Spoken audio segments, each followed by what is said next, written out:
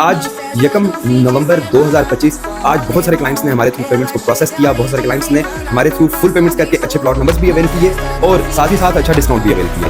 But फिर भी बहुत सारे क्लाइंट्स ऐसे थे जिन तक अभी तक ये प्रॉपरली मैसेज, ये पैगाम नहीं पहुंचा था कि इंस्टॉलमेंट्स पे या डेवलपमेंट चार्जेस पे या लमसम पेमेंट पे 50% डिस्काउंट मिलता है। अब जब 5 बजे क्लोजिंग हुई है तो क्लोजिंग के बाद भी बहुत सारे क्लाइंट्स की हमें कॉल्स आई, तो हमने कंपनी से रिक्वेस्ट की और कुरैशी ग्रुप ने स्पेशली रिक्वेस्ट करके डेट को एक्सटेंड करवाया है।